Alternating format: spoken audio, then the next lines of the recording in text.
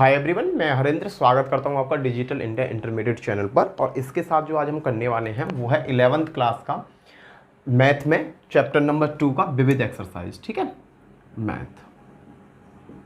ठीक है बेटा, इसमें पहला क्वेश्चन क्या है, वो प्रांत और परिसर ही चल रहे हैं। इसमें प्रांत और परिसर ही चल रहे हैं। इसका पहला क्वेश्चन क्या है बेटा, पहला क्वेश्चन देखो बेटा, पहला क्वेश्चन क्या कहता है। इसने कहा कि संबंध एफ एक्स की अगर मैं बात करता हूं बेटा, तो यहां देखना क्या चीज कही है इन्होंने। संबंध एफ एक्स में कहा है कि एक्स स्क्वायर का जो मान है वो एक्स का मान कैसा है, 0 से बड़ा है और बराबर है, और 3 से छोटा है और बराबर है। यहां एक्स का मान कैसा है, 3 से बड़ा है और बराबर है, और 10 से छोटा है और बराबर है। मैंने पहले एफ एक्स फंक्शन ही ले लिया। लो, एफ एक्स फंक्शन लिया। एफ एक्स फंक्शन क्या है, एक्स स्क्वायर 0 एक्स का मान 0 से बड़ा और बराबर है, और 3 से छोटा और बराबर है। और 3x की भी कंडीशन इसी प्रकार की है। x का मान जो है वो 3 से बड़ा है और बराबर है, और छोटा किससे और बराबर किससे, 10 के। तो भैया मुझे एक चीज यहां कॉमन नजर आई, वो क्या नजर आया, 3। यहां क्या कॉमन चीज नजर आई मुझे, 3। तो मैं इसे चेक करता हूं। चेक किया मैंने, x बराबर 0, x बराबर 3 पर चेक करने पर। ठीक है, तो मैंने क्या किया, f x की जगह 3 रखा बराबर। पहली वाली कंडीशन में मैं रख रहा हूं एक्स स्क्वायर, तो जहां में मैंने 3 का स्क्वायर रखा तो क्या आ गया, 9। अब मैंने यही सेम कंडीशन यहां रख के देखी, f 3 बराबर 3x बराबर 3 इंटू 3, 3 तिया के आगे 9। बेटा देखना, x बराबर 3 पर दोनों कंडीशनों में मुझे सेम मान मिला, तो अतः दोनों जगह समान मान मिलने पर, किस पर, x बराबर 3 पर, इसलिए यह एक फलन है। इसलिए यह एक फलन है क्योंकि मुझे दोनों जगह कैसा मान मिला, समान मान मिला। अब बेटा जो सेम कंडीशन मैंने इसके साथ करी, वही सेम कंडीशन मैं gx के साथ करूंगा। gx बराबर, देखो बेटा, एक्स स्क्वायर, यहां x का मान कैसा है, x का मान 0 से बड़ा और बराबर, 0 से बड़ा और बराबर, 2 से छोटा और बराबर। 3x, यहां x का मान 2 से बड़ा और बराबर, 2 से बड़ा है और बराबर है। माउस जिसकी साइड खुल जाए वो बड़ा होता है। और 10 से क्या है बेटा, 10 से छोटा है, 10 से छोटा है और बराबर है। मैंने यहां पर सेम क्या मिल रहा है मुझे, यहां पर सेम मिल रहा है मुझे 2। यहां पर क्या सेम मिल गया, 2 सेम मिल गया। अब मैंने क्या किया, x बराबर 2 रखने पर मैंने x बराबर 2 रखा बेटा। देखना, gx बराबर एक्स स्क्वायर लिया पहले मैंने, और जहां x की जगह क्या रखूंगा, 2 का वर्ग बराबर क्या आ गया, 4। क्लियर। आपका gx अब क्या लूंगा, 3x, 3 इंटू एक्स की जगह क्या रखूंगा बेटा, यहां पर 2 ही रखूंगा, सेम 6। बाबू देखना, ये मान समान तो आया नहीं। x अतः x बराबर 2 पर दोनों का मान समान नहीं आया, अतः यह फलन नहीं है। अगर बेटा ये दोनों समान आ जाते, यहां 4 है यहां भी 4 आ जाता, तो ये क्या होता, फलन होता। यहां 4 है यहां 6 आ रहा है, तो ये बेटा फलन नहीं है। ये क्या नहीं है, फलन नहीं है। चलते हैं बेटा नेक्स्ट क्वेश्चन की तरफ। नेक्स्ट क्वेश्चन है ये, यदि एफ एक्स बराबर एक्स स्क्वायर है तो एफ 1.1 माइनस एफ 1.1 माइनस 1 का मान ज्ञात करना है मुझे। तो बेटा मुझे दे रखा है एफ एक्स बराबर क्या दे रखा है बेटा, एक्स स्क्वायर। समझना, अगर मैं एफ एक्स की जगह 1.1 कर दूं, यहां मैंने देखो यहां का मान निकालूंगा, 1.1 रखा, तो x की जगह तो 1.1 करा है, तो 1.1 का वर्ग कितना हो गया, 11 का वर्ग 121.1 अंक के 2 अंकों के बाद ये आ गया। f11 की वैल्यू कितनी आएगी 1.21। f अब मैं लूंगा 1 की वैल्यू, अब x की जगह 1 रखा तो 1 का स्क्वायर, तो क्या आ गया 1। मान रखने पर किसमें, मान किसमें रखूंगा बेटा, मान रखूंगा मैं f1.1 माइनस f1 1.1 माइनस 1 में।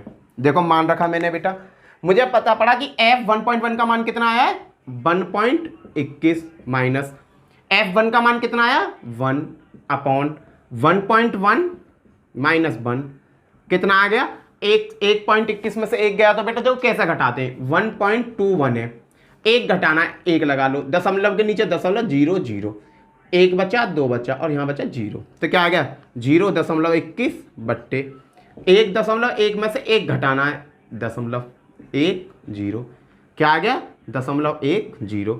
ऊपर देखना दशमलव कितने अंकों के बाद है 2 अंकों के बाद, और नीचे कितना है 1 अंक के बाद, तो नीचे बेटा 1 अंक अपनी तरफ से बढ़ा लो, इससे ये कट, क्या बचा 21/10। और बाबू जब 21 में 10 से भाग दोगे ना तो क्या आंसर आ जाएगा 2.1 आंसर। क्लियर है, बहुत सीधा सा क्वेश्चन है तो बहुत सीधा सा क्वेश्चन है। नेक्स्ट क्वेश्चन पे चलते हैं बेटा। देखो बेटा ये क्वेश्चन है दूसरा, फलन f(x), ये समीकरण x² plus 2x plus 1 x² minus 8x plus के 12 का प्रांत ज्ञात करना है। बेटा एक चीज याद रखना, अगर किसी संख्या में 0 से भाग होता है तो इनफाइनाइट आता है। कहने का मतलब मुझे नीचे 0 नहीं बनाना, मुझे नीचे 0 नहीं बनाना, चाहे कोई भी वैल्यू मैं रख दूं। कैसे करेंगे देखो, समझ में नहीं आ रहा तो मैं सीधा सीधा फंडा बता दे रहा हूं बेटा। सबसे पहले तुम्हें करना क्या है, नीचे वाली समीकरण को पकड़ो और इसके गुणनखंड कर लो। हल कर, आंसर लिख रहा हूं बेटा, x² माइनस 8x प्लस के 12 बराबर 0। नीचे वाले को समीकरण के गुणनखंड कर लो बेटा, 12 है यहां और यहां 1 है, 12 के ऐसे गुणनखंड करो जोड़कर या घटाकर 8 आ जाए, तो 6 दूनी 12, 6 और 2 क्या होते हैं बेटा 8 होते हैं। ये आपको आता होगा छठी सातवीं में सीखा होगा, 6 प्लस 2 x प्लस 12। बेटा खोलो इसे, x² माइनस के 6 की इसमें देखो 6x प्लस के 2x प्लस के 12 बराबर 0, x² माइनस प्लस माइनस के 6x माइनस प्लस माइनस के 2x प्लस के 12 बराबर 0। क्लियर है, यहां तक समझ में आ गया। अब बेटा इन दोनों में देखो क्या कॉमन है, यहां में भी x है और इसमें भी x है, मैंने x निकाल ली बाहर एक, तो यहां क्या 2x है, 1x बचेगा माइनस यहां x मैंने बाहर निकाल लिया तो बचा 6। अब देखो बेटा 2 का भाग इसमें भी जा रहा है और 2 का भाग इसमें भी जा रहा है, x तो ले नहीं सकता क्योंकि x केवल इसके पास है, इसके पास नहीं है। हमें कैसी वैल्यू लेनी होती है जो दोनों में कॉमन हो। देखो 2 इसके पास भी है, 2 इसमें भी होगा, तो मैंने माइनस के 2 कॉमन ले लिया, x माइनस 2 जहां में तो देखो x 2 कॉमन लेकर गया तो भीतर में क्या अच्छा x। अब 2 का पहाड़ा 6 12 में जाएगा तो क्या आ गया 6 बराबर 0। ये दोनों वैल्यू बेटा सेम हो जानी चाहिए, ये वैल्यू दोनों कैसी हो जानी चाहिए सेम। x माइनस 2 इसको ले लेंगे, x माइनस 6 बराबर 0, तो बेटा x माइनस 2 बराबर 0 और x माइनस 6 बराबर 0, तो x बराबर क्या आ गया यहाँ, ये माइनस के इधर किसके हो जाएंगे प्लस के, ये किसके हो जाएंगे प्लस के। बेटा अगर मैंने यहां x बराबर 2 रख दिया ना, x बराबर 2 रख दिया तो नीचे 0 बन जाएगी, जो इसे परिभाषित नहीं करेगा। अगर x बराबर 6 भी मैंने रख दिया नीचे तब भी 0 बन जाएगी। देखो चेक करते हैं, देखो क्रॉस चेक करते हैं। यहां मैं 2 रखता हूं, 2 का वर्ग 4 माइनस 8 दूनी 16 प्लस के 12, 12 और 4 16 बन गया 0। अगर मैं यहां बेटा 6 रख के देखता हूं, 6 का वर्ग 36, 8 छिंग 48 और प्लस 12, 12 36 क्या हुए 48 माइनस 48, तो क्या आ गया 0। बेटा मुझे नीचे 0 ही ना बनानी, तो इसके प्रांत क्या हो जाएंगे बाबू, प्रांत देखो प्रांत क्या होंगे। अब इसका मैं क्या करूं, आ गया होगा, ये बहुत इजी सवाल है, प्रांत की बात पूछ रहा है, प्रांत लिख दो। प्रांत बराबर इसके क्या क्या प्रांत हो सकते हैं, सभी वास्तविक संख्या इसके प्रांत हो सकते हैं, सभी वास्तविक संख्या इसके प्रांत हो सकते हैं। आर लिख दिया, केवल 2 और 6 को छोड़कर, 2 और 6 को छोड़कर, ना तो 2 रखेंगे ना ही 6 रखेंगे। अगर बेटा मैंने 2 रख दी तो 0 बन जाएगा, 6 रख दी तो 0 ना बनेगा। प्रांत क्या होगा, सभी वास्तविक संख्या होंगी उनमें दो वास्तविक संख्या नहीं आएंगी, एक ना तो 2 होगी और ना ही 6 होगी। ये हो गया इसका प्रांत। इस टाइप का अगर कोई भी सवाल आता है ना तो नीचे वाले के गुणनखंड कर लो और प्रांत पूछे तो r में से जो संख्या x बराबर 2 और x बराबर 6 जो x के मान आए ना उन्हें घटा दो। क्लियर है? नेक्स्ट क्वेश्चन देखते हैं बेटा। क्वेश्चन क्या? Question number 4। इसमें क्या है? fx बराबर अंडर रूट में x माइनस 1 द्वारा परिभाषित वास्तविक फलन है जहां हमें प्रांत और प्रांत और परिसर की गणना करनी है। बेटा एक चीज बताता हूं, वास्तविक संख्या जो होती है ना अंडर रूट में माइनस नहीं आ सकता, ऐसा नहीं हो सकता अंडर रूट -1 ये वास्तविक संख्या नहीं होगी। क्लियर है? तो इसी को हमें देखना है। देखो बेटा प्रांत की अगर मैं बात करूं, प्रांत निकाल रहा हूं fx बराबर अंडर रूट x माइनस 1 पर मैंने प्रांत निकाला। प्रांत का मतलब क्या होता है कि मैं वो एक ऐसी वैल्यू यहां रखूं जो इसे सेटिस्फाई करे।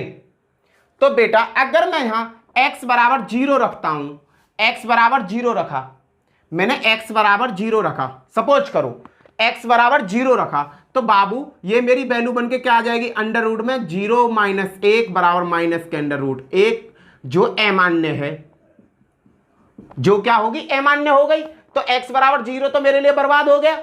तो मैंने क्या किया? अमान्य हो गई मेरे बराबर x बराबर 0। अगर मैं x बराबर 1 रखता हूं बेटा, x बार देखो यहां माइनस की 1 माइनस के 2 माइनस के 3 तो रख नहीं सकता, क्योंकि अगर मैंने माइनस का 1 रखा तो माइनस के 2 अंडर रूट में हो जाएंगे, तो मैं यहां माइनस की वैल्यू तो रख ही नहीं सकता हूं। तो मैं पॉजिटिव पे चेक कर रहा हूं, तो मैंने क्या किया? x बराबर 1 पे चेक किया, 1 माइनस 1 बराबर अंडर रूट में 1, यहां मेरी वैल्यू 0, रिजल्ट मेरा क्या आ रहा है? 0। ये वास्तविक संख्या में होता है तो ये मेरे लिए मान्य हो जाएगा। दूसरा x बराबर 2 पे गया मैं, तो मैंने देखा 2 माइनस 1 बराबर अंडर रूट में 1, अंडर रूट 1 होता है, ये भी मेरे लिए मान्य हो जाएगा। x बराबर 3, अगर मैंने 3 माइनस 1 रखा तो अंडर रूट में आ गया 2, ये भी मेरे लिए मान्य है, ये भी मेरे लिए मान्य है वास्तविक फलन, वास्तविक में। ठीक है, ये भी मेरे लिए मान्य। कहने का मतलब x की वैल्यू में कुछ भी रखूं, पॉजिटिव में x की वैल्यू कुछ भी रखूं तो मुझे मान कैसे मिलेंगे? धनात्मक मान मिलते रहेंगे। अब मैं प्रांत की जो बात करूंगा, प्रांत की बात करी जाती है बेटा इस पर, प्रांत की बात किस पर करी जाती है? इस पर। यहां एक चीज देखो, x का मान मैं कुछ भी रखता रहूं, x की स्टार्टिंग मेरे लिए मान्यता कहां से मिलनी चालू हुई? 0 से। सबसे छोटी वैल्यू मुझे क्या मिली? 0। तो बेटा प्रांत क्या हो गया मेरा? सबसे छोटी वैल्यू मिली मुझे 0। क्लियर है? और उसके बाद बेटा मैं कुछ भी वैल्यू रखूं, मुझे मान कैसे मिल रहे? धनात्मक मान मिल रहे हैं, धनात्मक मान मिल रहे हैं और अनलिमिटेड मिलेंगे, इनफाइनाइट मिलेंगे। तो बेटा मैं क्या लगा दूंगा? इनफाइनाइट। ये हो गया इसका प्रांत। अब मैं करता हूं परिसर की बात बेटा। अब देखते हैं परिसर। परिसर क्या होता है? ये y का मान क्या आ रहा है? x minus 1। देखो मैंने पहले रखा x बराबर 0 रखता हूं, x बराबर 0 रखा, तो y बराबर क्या मिलेगा? अंडर रूट में 0 माइनस 1 बराबर क्या आएगा बेटा? 0 माइनस अंडर रूट में 1। x बराबर 0 पर क्या मिला मुझे? अंडर रूट में -1, जो मेरे लिए क्या है? अमान्य है, जो मेरे लिए क्या है? अमान्य, मेरे मतलब का नहीं है। अगर मैं बेटा x बराबर 1 रखता हूं तो y बराबर मुझे क्या मिल जाएगा? 1 माइनस 1 बराबर अंडर रूट में 0 बराबर, ये मेरे लिए मान्य है। y बराबर, अगर बेटा मैं x बराबर 2 रखता हूं तो y बराबर क्या मिल जाएगा? 2 माइनस 1 बराबर अंडर रूट में 1, जो मेरे लिए मान्य है, मेरे लिए मान्य मिल रहे बेटा। अब मैं परिसर की एक सीधी सीधी बता दूं, देखो परिसर कैसे सेट होगा, परिसर कैसे सेट होगा बेटा। एक चीज देखो, यहां मैंने प्रांत कैसे निकाला? इस वैल्यू को देखकर। प्रांत कैसे निकाला? इस रिजल्ट को देखकर।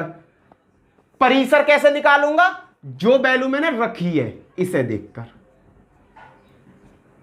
इसे देखकर।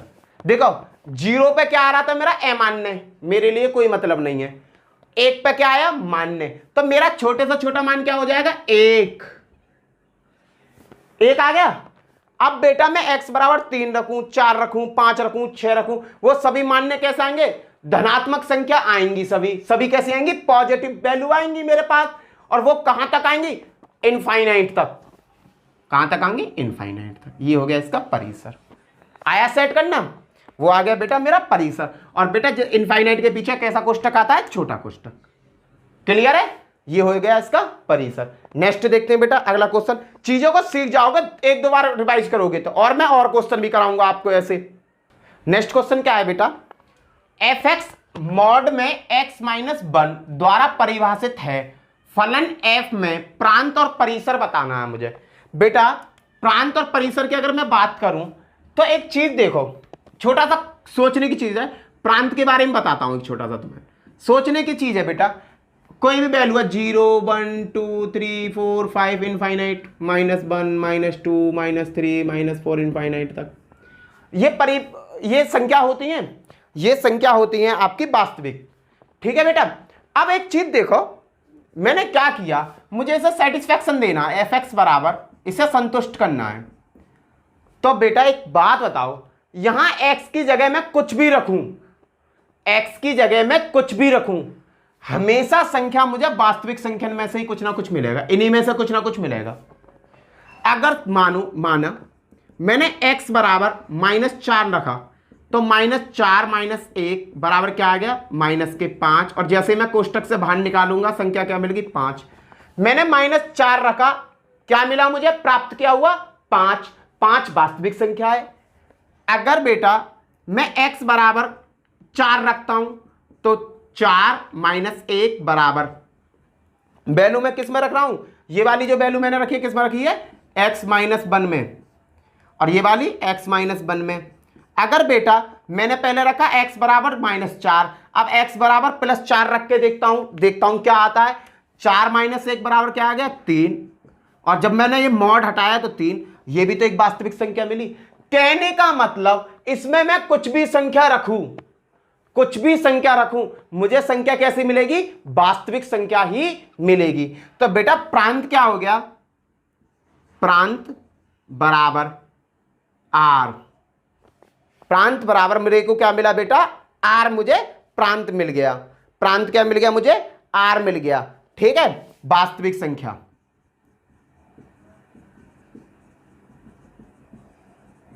ठीक है। अब बेटा कहने को तो कुछ भी रखूंगा मैं, इसमें कुछ भी रखूं, मुझे कोई ना कोई न्यूमेरिकल वैल्यू मिल रही है, तो वो क्या हो गई, वो वास्तविक संख्या ही तो है। और वास्तविक संख्या किससे डिनोट करें, प्रांत बराबर क्या हो गया, r। मैंने कहां बताया, हम कहां देखते हैं, हम यहां रिजल्ट पे देखते हैं प्रांत, हम क्या देखते हैं, रिजल्ट पे। अब देखते हैं परिसर की अगर मैं बात करता हूं, देखना परिसर पे, परिसर देखते हैं बेटा। परिसर क्या होता है, y बराबर √x -1। अगर बेटा मैंने x बराबर, यहां से चेक कर रहा हूं, -2 से ले रहा हूं, ठीक है, x बराबर -2 रखा, तो y बराबर मुझे क्या मिल जाएगा, -2 -1 बराबर -3, और कोष्टक से बाहर 3।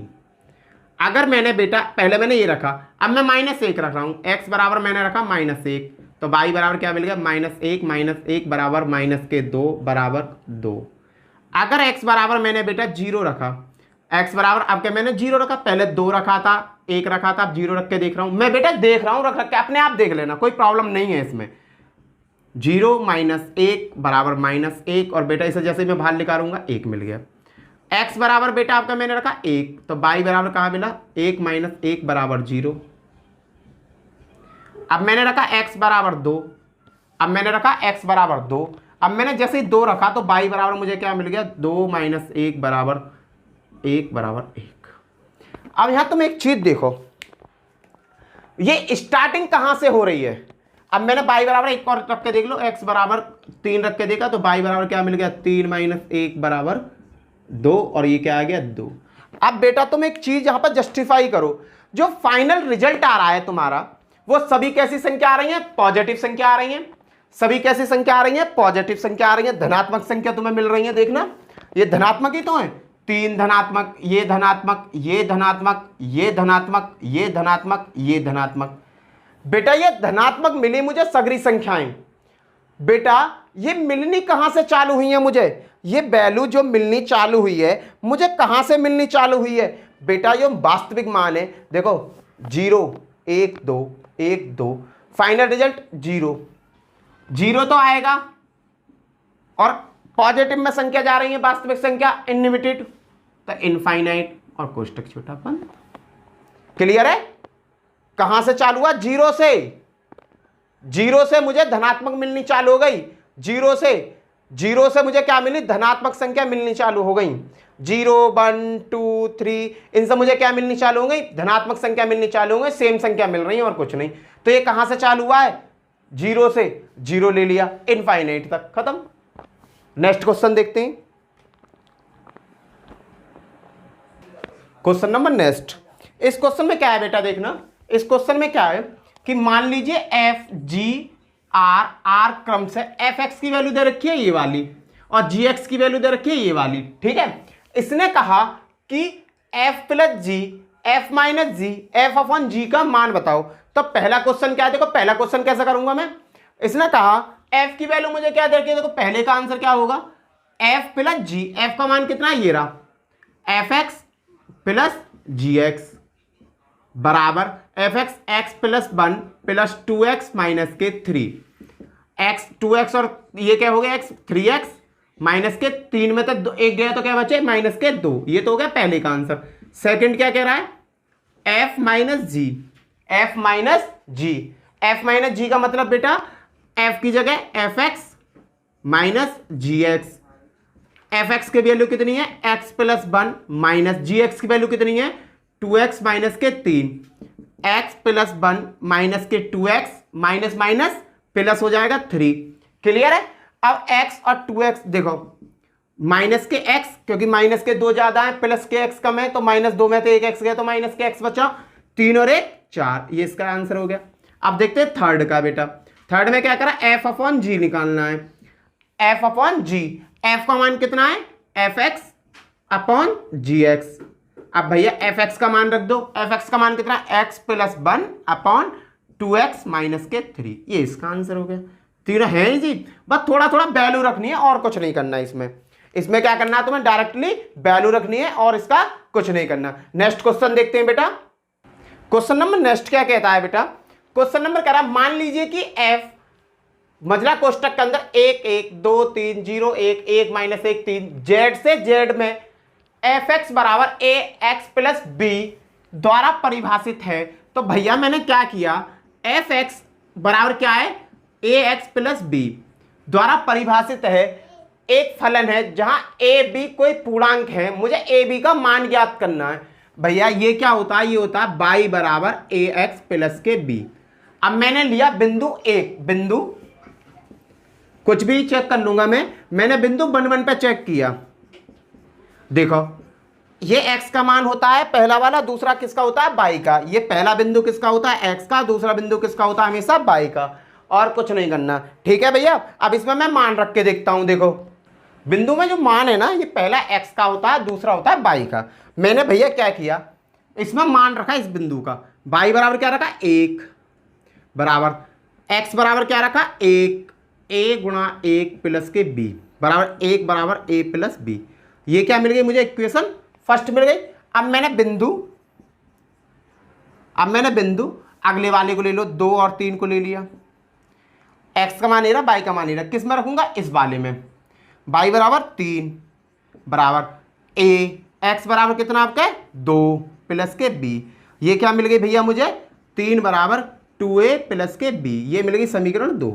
मैंने क्या किया? समीकरण 1 और समीकरण 2 को हल करने पर, समीकरण 1 व समीकरण 2 को हल करने पर, समीकरण 1 क्या भैया? ये रही a प्लस बी बराबर 1, और समीकरण 2 क्या? 2a प्लस के b बराबर 3। ठीक है? मैंने ये उल्टी लिख दी, कोई प्रॉब्लम तो नहीं है? अब दोनों को जोड़ने पर, देखो मैंने ये जोड़ दिए, दोनों को घटाने पर, माइनस माइनस माइनस, माइनस के 2 में से प्लस के 1 गए तो क्या बचेगा? माइनस के a, प्लस के b माइनस के b दोनों कट जाते हैं, तो यहाँ क्या बचेगा? कुछ नहीं बचेगा, माइनस के 2। इससे ये कट गया, a बराबर क्या मिल गया? 2। a का मान समीकरण समीकरण 1 में रखने पर एक क्या है मेरे पास, a प्लस बी बराबर 1। अगर मैंने a बराबर 2 रख दिया तो b बराबर क्या आ जाएगा, 1 माइनस 2 बराबर -1। तो b का मान कितना आ गया, -1। मेरे पास x का मान क्या आ गया, 2, और y का मान क्या, b का मान क्या आ गया, -1। क्लियर। यहां पर क्या है कि पहले तुम्हें समीकरण बनानी है, पहले तुम्हें समीकरण बनानी, इजीली समीकरण बना दोगे जब वो फंक्शन दे रखा होगा। आपने समीकरण बना दी, बिंदु मान लेना कोई से, पहले और दूसरे मान लिए मैंने, आप कोई सा भी मान सकते हो, आपकी फ्री है, आपको फ्री छूट है। तो बिंदु के रख के मैंने a की वैल्यू निकाल ली और b की वैल्यू निकाल ली, फिर समीकरण 1 और समीकरण 2 को हल कर लिया। यहां क्या किया, जहां b है और यहां b है, मैंने घटा दिया, इसमें से इसे घटाने पर चिन्ह लगा दिए। अब ये क्या हुआ, a, ये 2a तो माइनस के बन गए, ये किसके, प्लस के, ये माइनस b हो गए, ये प्लस के, ये दोनों कैंसिल हो जाएंगे, माइनस के 3, माइनस के 2a में से a गई तो क्या बचेगा, माइनस का a बराबर, माइनस के 3 में से 1 गया है तो माइनस के 2, a बराबर क्या मिल गया, 2। 2 का मान समीकरण में रख दिया। नेक्स्ट क्वेश्चन देखते हैं।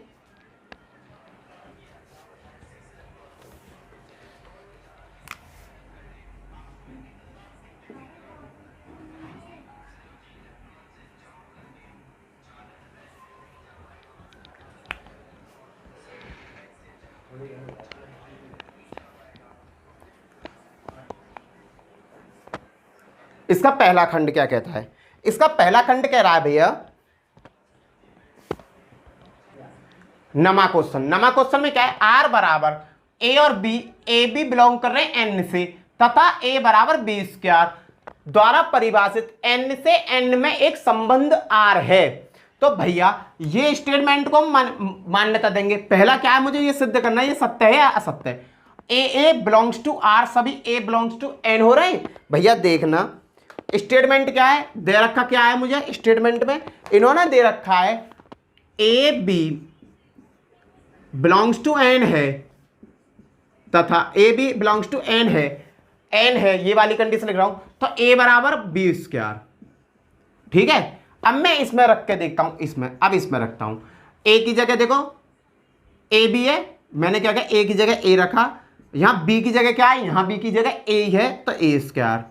अब भैया ए बराबर मैंने 0 रखा तो 0 बराबर 0, ए बराबर मैंने 1 रखा, 1 बराबर 1, ए बराबर मैंने 2 रखा, भैया ए बराबर 2 रखा यहाँ, और यहाँ 2 रखा तो क्या हुआ, यहाँ देखो इसका वर्ग किया तब भी मुझे 1 ही मिल रहा था। अब मैंने इसका वर्ग किया तो क्या मिल गया, 4। भैया एक लंग तो ए की वैल्यू आ रही है 2 और एक लंग ए की वैल्यू आ रही है 4, ये दोनों डिफरेंट हो गए।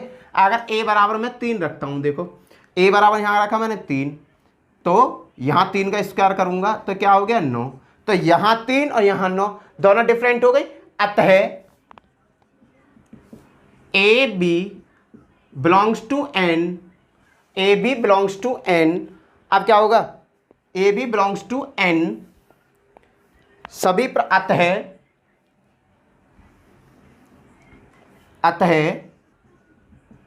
ए belongs to R, A belongs to R सभी ए बिलोंग्स टू एन के लिए सत्य नहीं है। अगर मैंने एन बराबर यहां 1 रखा तो तब तो वैल्यू बराबर आ रही है, 0 और 1 पे तो आ रही है बराबर। जैसे ही मैंने वैल्यू बढ़ाई 2 रखी तो यहाँ 4 हो गया, यहाँ 3 रखी तो यहाँ 9 हो गया।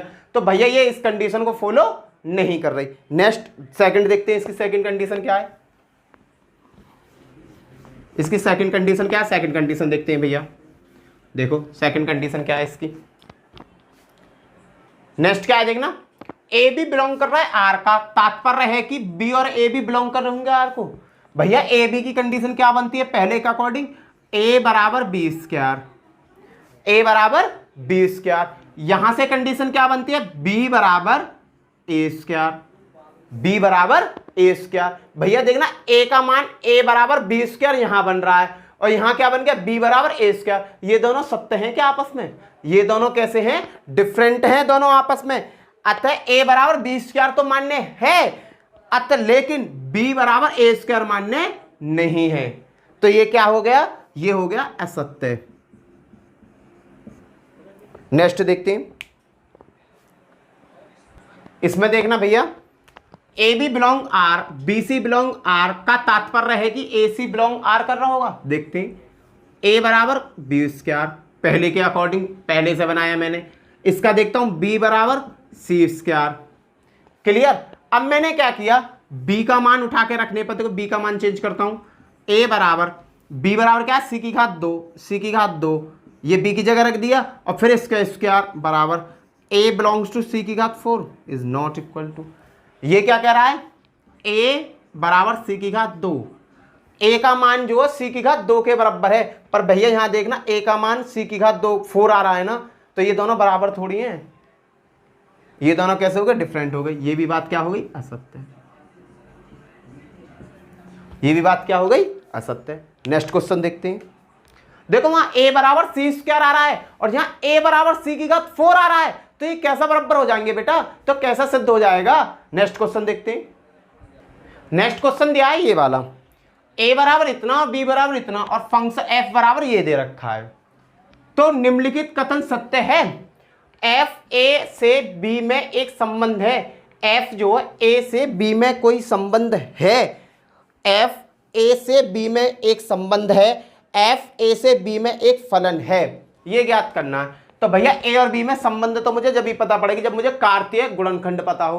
तो सबसे पहले क्या करूंगा, मैं a और b के कार्तीय गुणनखंड निकालूंगा, a क्रॉस b निकालूंगा। सबसे पहले a का मान कितना भैया देखना, 1 2 3 4, क्रॉस b का मान 1 5 9 11 15 और 16। कार्तीय गुणनखंड निकाल रहा हूं बेटा, देखना 1 का 1 से 1 1, 1 का 2 5 से, 1 का 9 से, 1 का 11 से, 1 का 15 से, 1 का 16 से, 1 का 1 से, 1 का 5 से, 9 से, 11 से, 15 से, 16 से। फिर भैया 2 का 1 से, 2 का 2 से, 2 का 5 से, 2 का 9 से, 2 का 11 से, 2 का 15 से, 2 का 16 से। अब 3 की करूँगा सबसे, 3 का 1 से, 3 का 5 से, 3 का 9 से, 3 का 11 से, 3 का 15 से, 3 का 16 से। ये तो आ रहा है समझे। पहले मैंने 1 की सबके साथ निकाला, ये निकाल लिया, फिर 2 का सबके साथ निकाल रहा हूँ, फिर 3 का सबके साथ निकाल लिया। अब निकालूंगा 4 का सबके साथ। देखो 4 का 1 से, 4 का 5 से, 4 का 9 से, 4 का 11 से, 4 का 15 से और 4 का 16 से। ठीक है भैया। अब कह रहा है कि f a से b में एक संबंध है, f देखना 1 5 है, इसमें 1 5 है, 1 5 है, ये रही, 2 9 2 9 ये भी है, 3 1 3 1 भी है, 4 5 4 5 भी है, 2 11 2 11 भी है। हाँ भाई ये जो है ना, ये जो f फंक्शन सबसेट है किसका, a क्रॉस b का। तो ये पहला वाला क्या हो गया, सत्य। पहला क्या हो गया भैया, सत्य हो गया कि हाँ f सबसेट है a क्रॉस b का। तो ये क्या है, f a से b में एक संबंध है, तो ये क्या हो गया, सत्य हो गया। क्यों, क्योंकि जो f के जितने मान है वो सभी मेरे क्रॉस में हैं, कार्तीय गुणनखंड में हैं। अब दूसरा क्वेश्चन क्या कहता है, दूसरा क्वेश्चन कहता है f a से b में एक फलन है, प्रत्येक दिशा में उसके उत्तर के औचित्य की बात कीजिए। देखो भैया एक चीज देखो, a से b में एक फलन है, ये बताना है मुझे। f देखना, सेकंड कर रहा हूं बेटा, f में देखो बेटा क्या है, 1 का संबंध 5 से, 2 का संबंध 9 से, 3 का संबंध 1 से, 4 का संबंध 5 से, 2 का संबंध 11 से। भाई बहुत बढ़िया बात है, बना के देख लो फलन की कंडीशन क्या कहती है। एक ये बना, एक ये बना। फलन की कंडीशन क्या कहती है बेटा, फलन की कंडीशन कहती है कि प्रांत में से केवल एक ही तीर चलना चाहिए। 1 2 3 4 और एक फिर से 2 आ गया। ठीक है, तो पहले वाले में ना 1 2 एक ही बार लिख सकते, रिपीट नहीं कर सकते। 5 9 1 5 11। देखना 1 का संबंध 5 से, चलो बहुत बढ़िया। 2 का संबंध 9 से, बहुत बढ़िया। 3 का संबंध 1 से, बहुत बढ़िया। 4 का संबंध 5 से हो सकता है। 2 का संबंध 11 से। भैया ये कंडीशन यहां नहीं हो सकती, यहां से एक तीर चला जाएगा, इसके पास हो सकते हैं दो तीरों का मेल, यहां से केवल एक ही तीर चलना चाहिए। प्रांत से क्या होना चाहिए, प्रांत से सह प्रांत की तरफ केवल एक ही तीर चलना चाहिए। तो भैया यहां तो दो तीर चल गए, किन से, दो से, तो ये क्या, यह फलन नहीं है, यह फलन, ये क्या है बेटा, यह फलन नहीं है, लिख दो। दूसरी कंडीशन क्या हो गई, ये तो हो गया सत्य, और दूसरा क्या हो गया भैया, असत्य। दूसरा असत्य कैसे हो गया, कि यह फलन नहीं है, फलन नहीं है, क्योंकि भैया ये फलन की कंडीशन को फुलफिल नहीं कर रहा, क्योंकि फलन की कंडीशन क्या कहती है, प्रांत से केवल एक ही अवयव एक तीर चला सकता है, और यहां क्या हुआ, यहां में प्रांत में से एक अवयव है दो, उसने क्या करे, दो तीर चला दिए, जैसे ही उसने दो तीर चलाए तो इसने क्या करा, इसे फलन की कंडीशन से उठाकर बाहर फेंक दिया। क्लियर। नेक्स्ट क्वेश्चन देखते हैं। इस क्वेश्चन में क्या, मान लीजिए कि F A B A plus B, A और बी पूर्ण संख्या है द्वारा परिभाषित जेड क्रॉस जेड का एक उपसमुच्चय है। क्या एफ जेड में जेड एक फलन है, फलन और नाफलन की कंडीशन करनी है। भैया मेरे को क्या पता है, एफ बराबर दे रखा है A B A plus B, इस चीज है देखो और कुछ मत देखना, इसमें क्या दे रखा है, ए बी और ए प्लस बी, मुझे पता है ये होता है प्रांत और ये होता है सह प्रांत। पहला वाला क्या होता है, प्रांत, और दूसरा वाला क्या होता है, सह प्रांत। ठीक है, पहला वाला होता है प्रांत और दूसरा वाला होता है परिसर, सॉरी यार ये परिसर होता है। देखो पूर्ण संख्या की बात करिए, जेड बराबर होती है पूर्ण संख्या, तो मैंने a बराबर 0 रखा और b बराबर रखा 1, a बराबर 0 b बराबर 1 रखा, तो मैंने ए बी और a प्लस बी की कंडीशन कर रहा हूं। a बराबर 0 और b बराबर 1, तो वैल्यू क्या होगी 0, यहां का होगी 0 प्लस 1 बराबर 1। क्लियर है। फिर मैंने क्या किया, a बराबर फिर से 0 पर b बराबर अब क्या रख दिया 2, a बराबर 0 और b बराबर 2, तो ये 0, 0 प्लस 2 बराबर 2। देखना प्रांत और ये वाली कंडीशन, यहां देखना एक वैल्यू है 0, a बराबर मैंने 0 माना, ये x है और ये y है, और यहां मान क्या आ रहा है 1 और 2। भैया 0 से एक तो वैल्यू मिल गई मुझे 1 और 0 से एक वैल्यू मिल गई मुझे 2। भैया प्रांत ने क्या किया, 2 तीर छोड़ दिए, और जैसे इसने 2 तीर छोड़ा ये क्या हुआ, फलन की कंडीशन से बाहर निकल गया, अतः ये फलन नहीं है। मान रख के चेक करना था, अतः ये फलन नहीं है। क्लियर। अब चलते हैं नेक्स्ट की तरफ। नेक्स्ट क्वेश्चन है ये, मान लीजिए ए में 9 10 11 12 13 तथा एफ एन बराबर एन का महत्तम अभाज्य गुणन द्वारा परिभाषित है, एफ का परिसर ज्ञात करना है। भैया एफ एन बराबर एन, देखो मैंने लिया पहले 9 में सबसे बड़ा अभाज्य गुणनखंड क्या है, 3 तिया 9, इसमें सबसे बड़ा अभाज्य गुणनखंड क्या है 3। अगली संख्या लाई 10, 2 पंजे 10, बड़ी अभाज्य गुणनखंड संख्या कौन सी 5। अब लूंगा 11, 1 इंटू 11, अभाज्य संख्या क्या है 11। अब लूंगा 12, 2 दूनी 4 तिया 12, सबसे बड़ी अभाज्य संख्या क्या है इसमें 3। अब लूंगा 13, 1 गुणा 13, इसमें सबसे बड़ी अभाज्य संख्या क्या है 13। तो भैया इसमें मैंने देखा, इसमें सबसे बड़ी अभाज्य संख्या क्या है 3, इसमें सबसे बड़ी क्या है 5, इसमें सबसे बड़ी क्या है 11, इसमें सबसे बड़ी क्या है 3, इसमें सबसे बड़ी क्या है 13। जो a का मान है इसके मैंने गुणनखंड कर लिए, इसके क्या कर लिए मैंने गुणनखंड कर लिए। अब मैं आसानी से परिसर बता दूंगा। परिसर क्या है, परिसर क्या होता है बेटा, ये मान ही तो होता है 3 5 11, 3 ऑलरेडी मैं ले चुका और 13 आंसर। इसी के साथ ये एक्सरसाइज समाप्त होती है। अब नेक्स्ट डे पढ़ेंगे त्रिकोणमिति फलन। ठीक है भैया। और वीडियो अच्छी लगी हो तो वीडियो को लाइक करना, शेयर करना, सब्सक्राइब करना, अपने दोस्तों के साथ जरूर शेयर करना। जय हिंद, जय भारत।